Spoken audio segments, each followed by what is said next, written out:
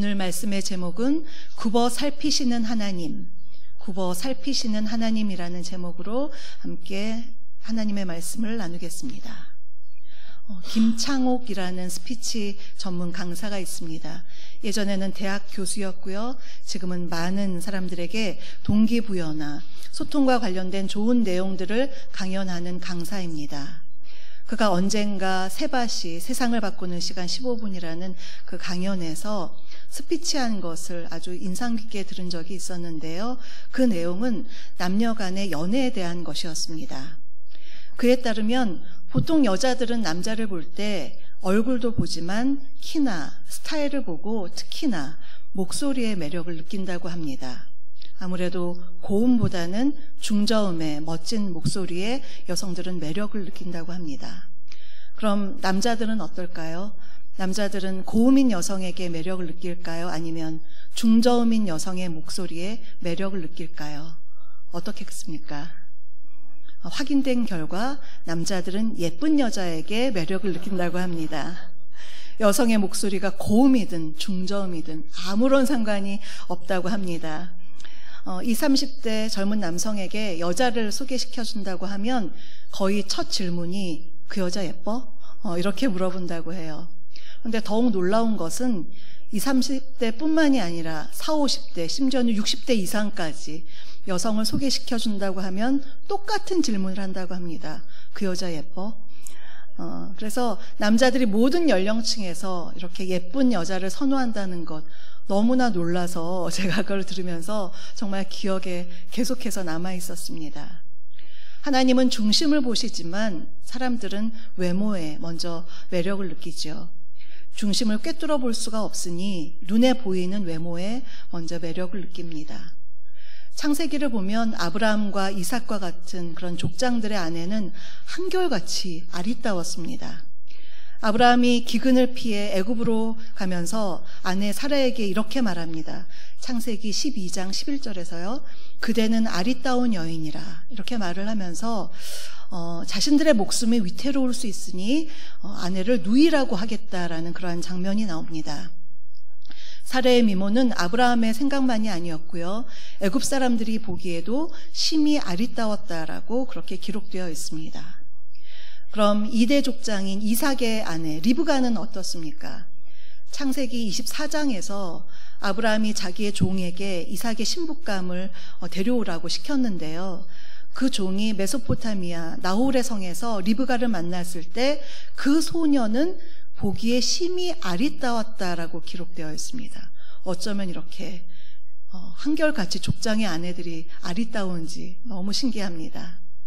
이제 3대 족장 야곱 차례입니다. 그가 신부감을 만나는 데는 사연이 있습니다.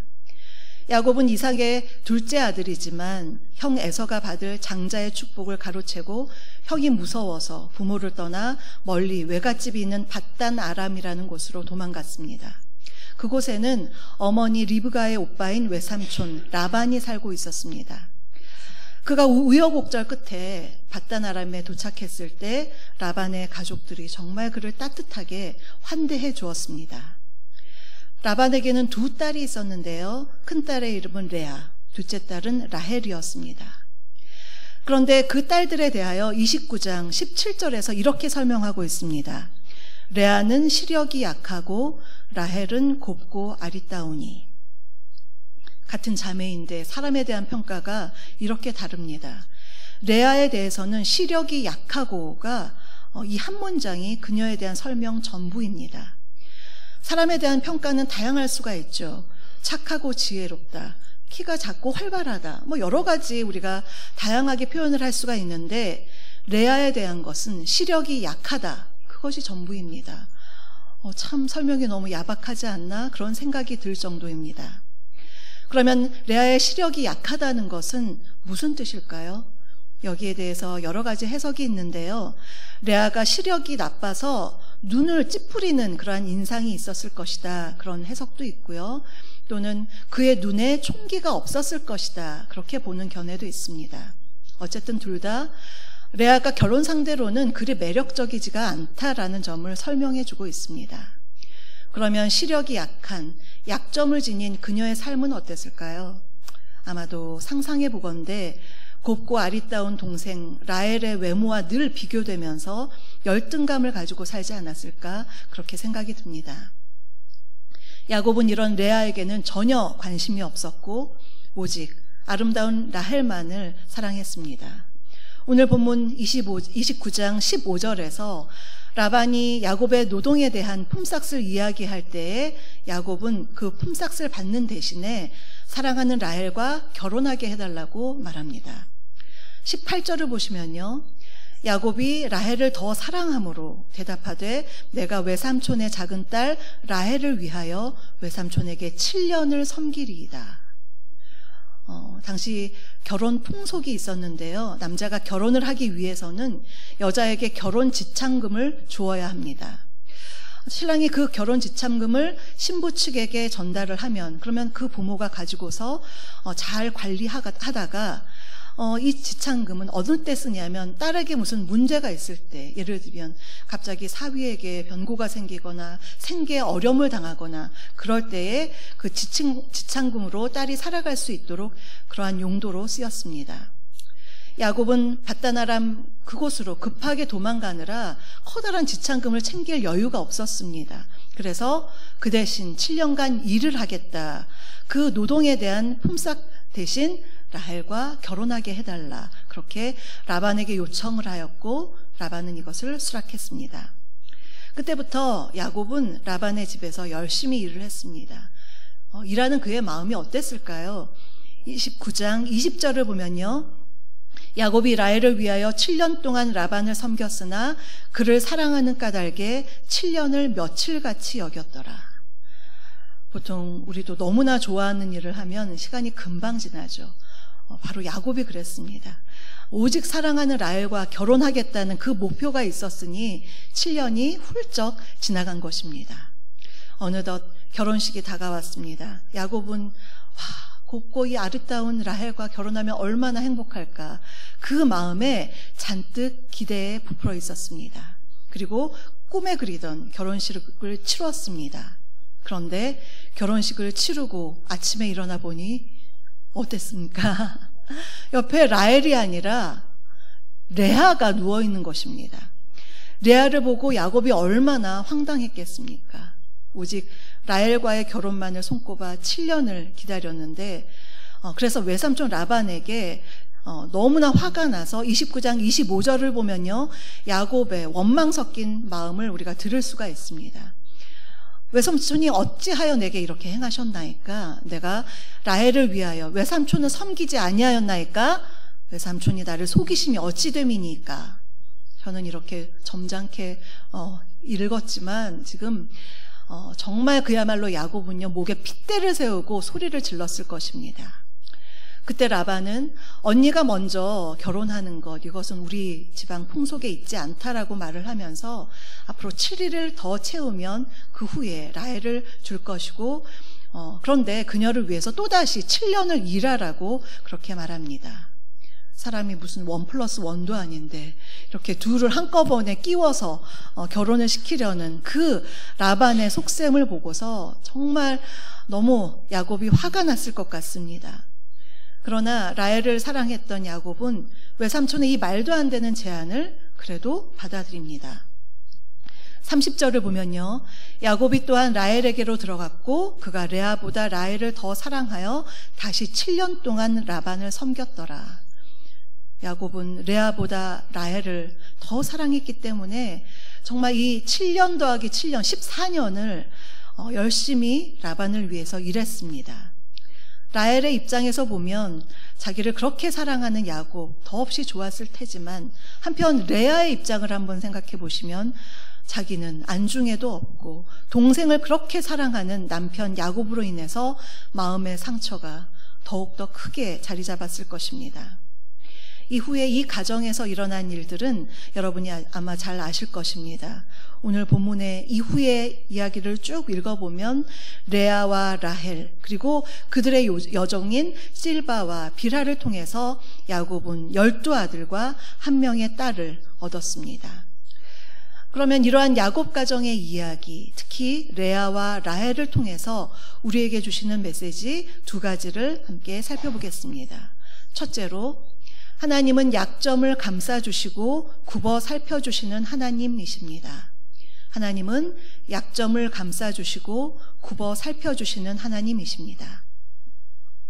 레아는 족장의 아내 중에 거의 유일하게 아름다운 외모를 갖지 못했습니다. 그녀에 대한 설명은 시력이 약하다가 전부였죠. 그러나 그런 레아를 하나님이 불쌍히 여기셨습니다. 29장 31절, 참 중요한 구절인데요. 여호와께서 레아가 사랑받지 못함을 보시고 그의 태를 여셨다라고 했습니다. 아내에게 있어서 남편의 사랑은 여자로서 자존감을 높여주는 것입니다. 그런데 레아는 남편의 사랑을 받지 못했습니다. 여기서 사랑받지 못함을에 해당하는 히브리어 사네라는 그 원어의 뜻은 미워하다의 분사 수동태입니다. 그래서 이는 단순히 소극적으로 사랑받지 못하는 정도가 아니라 더 적극적으로 줄곧 미움을 받았다라는 의미입니다. 야곱은 처음부터 레아를 원치 않았습니다. 더구나 그녀로 인해서 억울하게 7년을 더 일해야 했으니 야곱이 레아를 보면 얼마나 화가 났겠습니까? 이해가는 부분입니다. 그런데 이렇게 남편의 사랑을 받지 못하고 줄곧 미움을 받으며 외모에 약점을 지닌 레아를 하나님께서 긍휼히 여기셨습니다. 여기서 중요한 것은 그녀가 사랑받지 못함을 여호와께서 보셨다는 것이 중요합니다.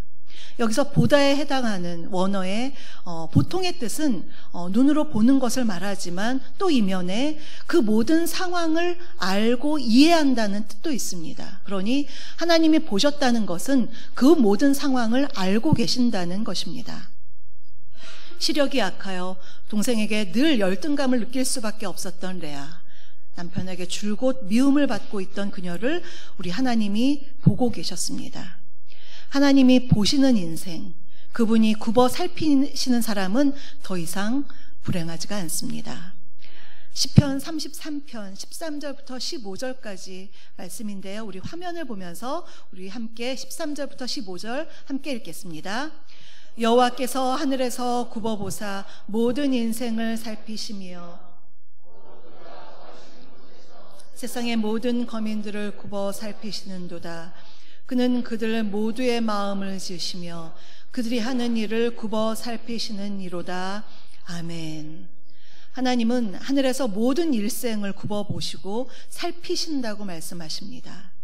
하나님은 모든 것을 아시는 전지하신 하나님, 또한 모든 것이 가능하신 전능하신 하나님이시기에 인간의 어떠한 곤란한 상황도, 어떠한 억울한 환경도, 남들은 몰라주는 어떠한 약점과 처지도 주님이 살펴보시고 아시며 이해하신다라고 말씀합니다. 여기에 우리에게 커다란 위로가 있습니다.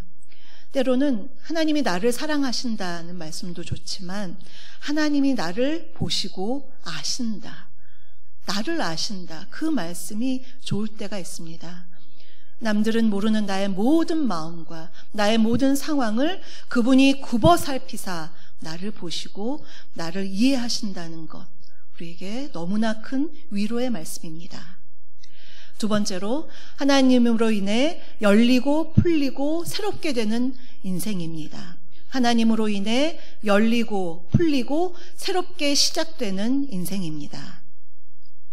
약자를 사랑하시는 하나님은 레아를 굽어 살펴보시고 그녀를 불쌍히 여기셨습니다. 그리고 그녀가 자녀를 잉태할 수 있도록 태의 문을 여셨습니다. 여기서 태의 문을 열다에서 열다에 해당하는 그러한 히브리어 원어의 뜻은 열다 외에 풀다, 시작하다라는 의미가 있습니다. 하나님이 개입하셔서 레아의 태의 문을 여시는 순간 삶이 새로운 국면으로 열리고 또 꼬인 것이 풀리고 끝난 것 같은 절망에서 이제 새로운 희망이 시작되었습니다.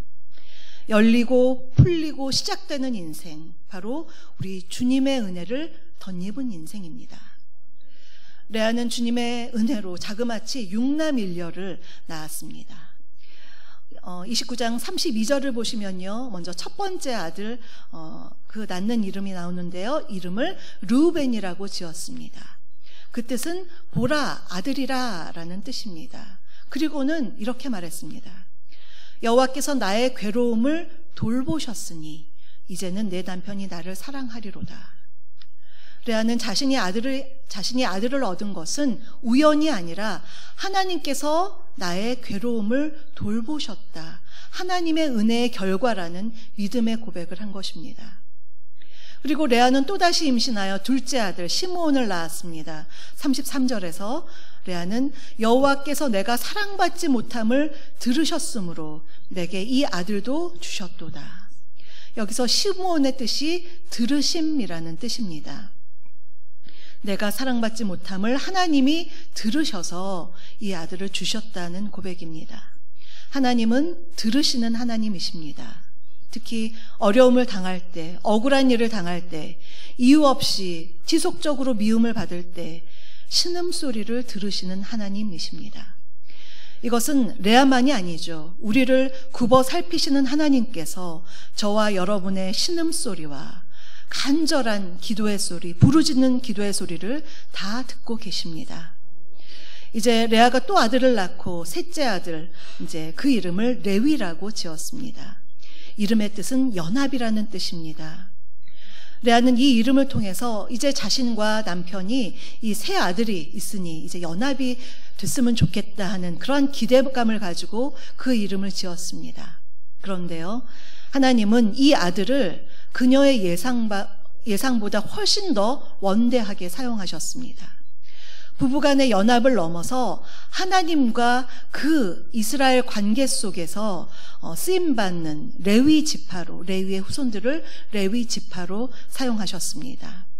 그래서 레위 지파는 광야에서 하나님의 성막을 짓는 일을 하였고, 또 레위 지파에 속한 제사장들은 죄를 범한 이스라엘과 하나님과의 그 끊어진 관계를 이어주는 제사의 직분을 감당하는 그러한 사람들로 쓰임받았습니다.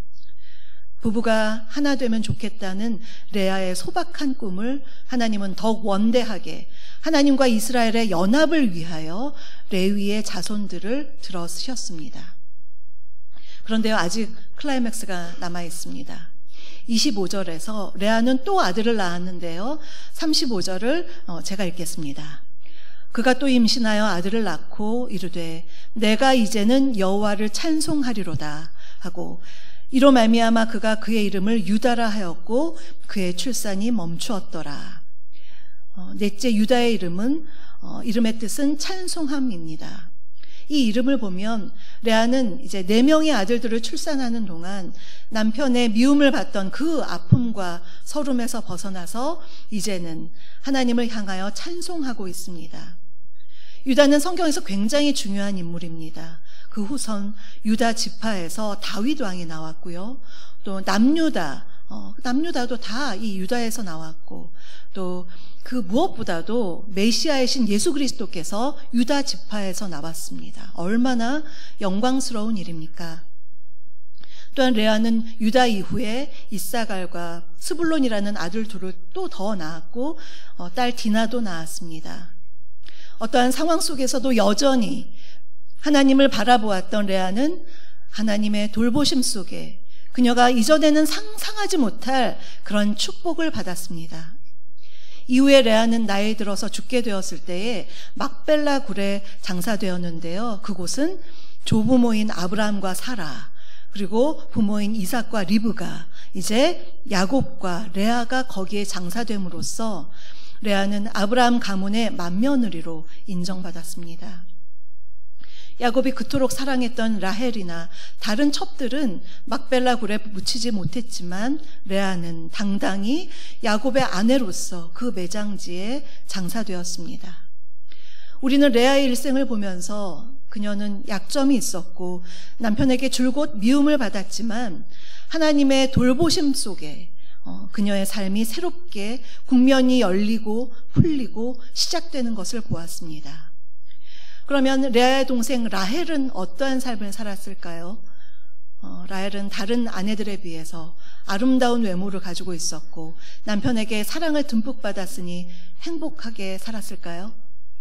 그런데 성경을 보면 그녀는 그리 행복해 보이지가 않습니다. 그녀는 자기가 가진 것보다 갖지 못한 것을 아쉬워하면서 살았습니다. 자기가 그 아기를 낳지 못하는, 언니보다 낳지 못하는 것에 늘 열등감을 느끼면서 언니와 경쟁적으로 살았습니다. 그러한 이 여자의 마음 상태도 참 안타깝지만 문제는 그녀의 영적인 상태입니다. 늘 하나님을 바라보았던 레아와는 달리 라헬은 이후에 야곱과 온 가족이 라반의 집에서 도망쳐 나올 때에 그 집에 있던 드라빔이라는 우상을 가지고 나옵니다. 그 우상은 그 가정의 수호신이라고 알려져 있는데요. 다산을 준다, 풍요를 준다라고 알려져 있습니다. 가장 중요하게 들고 나온 것, 그것이 바로 우상이었습니다. 가지고 나오면서 야곱에게도 말 안 하고 아버지에게도 말 안 하고 그냥 속이고 나온 것이었습니다. 라헬은 이후에 베냐민을 낳다가 에브랏길에서 생을 마감했습니다. 자신의 강점을 감사하지 못하고 하나님을 바라보지 못한 라헬, 그녀의 안타까운 인생의 결말입니다. 이것은 참으로 굉장히 좋은 결과를 보았던 레아의 마지막과는 참 차이가 있는 그런 결말입니다. 그러면 성경에서 레아만 하나님의 특별한 돌보심을 보았을까요? 아닙니다. 성경에는 레아 외에 하나님의 돌보심을 경험한 수많은 사람들의 이야기가 들어있습니다. 형들로 인해 억울하게 노예로 팔린 요셉을 주님은 늘 동행해 주셨습니다. 아기가 없었던 한나, 남편의 첩인 브닌나에게 계속해서 괴롭힘을 당했던 한나에게 주님은 사무엘을 낳도록 은혜를 베풀어 주셨습니다. 어린 다윗이 골리앗 앞에 섰을 때 주님은 다윗에게 용기를 주시며 골리앗에게 승리하도록 이끌어 주셨습니다. 뿐만 아니라 신약을 보면요, 바울과 실라가 빌립보 감옥에서 주님을 찬양하고 기도할 때 지진을 통해서 그들에게 간수 가정의 새로운 구원의 길을 열 수 있도록 인도해 주셨습니다. 성경 속의 수많은 인물들이 비록 곤고하고 약하고 어려움을 겪었을지라도 하나님을 바라보고 그분을 의지하는 한 주님은 그들을 굽어 살피시며 그들이 상상하지 못하는 선한 길로 인도해 주셨습니다. 사랑하는 성도 여러분, 우리에게 육체의 약점이 있다는 것은 흠이 아닙니다.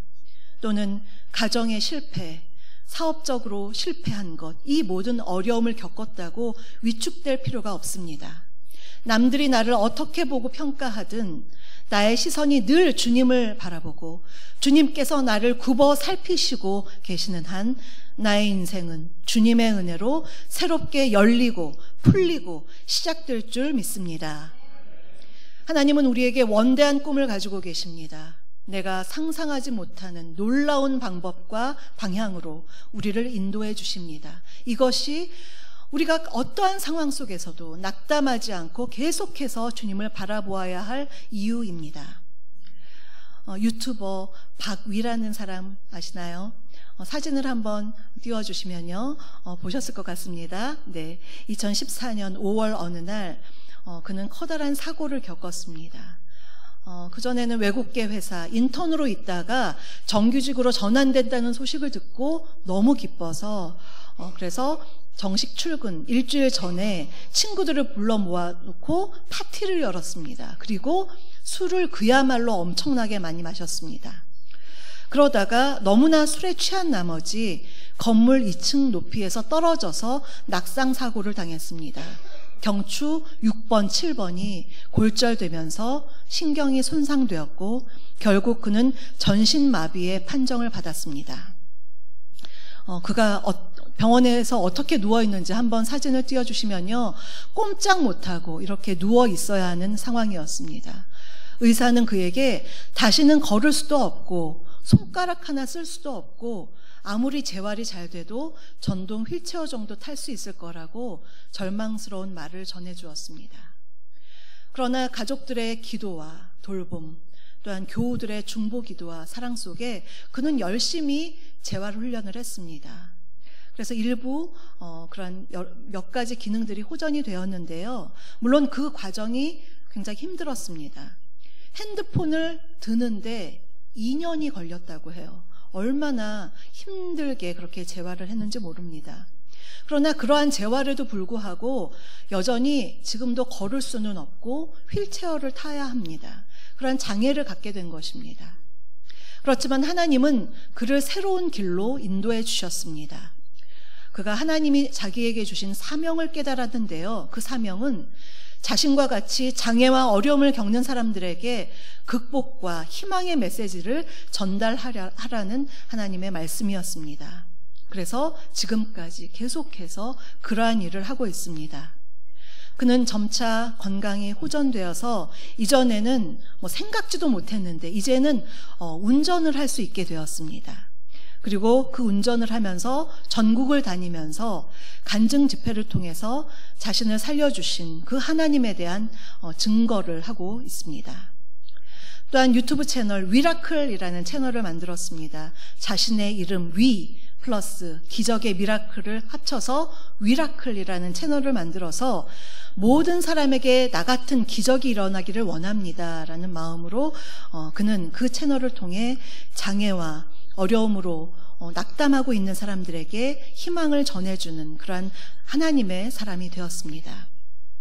사랑하는 성도 여러분, 하나님은 우리가 예상하는 방식으로 응답하지 않으실 수도 있습니다. 시력이 약한 레아의 시력을 갑자기 좋게 해주지는 않았습니다. 그러나 주님의 특별한 돌보심 속에 그녀는 미래의 메시아이신 예수 그리스도의 조상이 되었습니다. 요셉과 함께 하신 주님은 그를 집으로 돌려보내지는 않으셨습니다.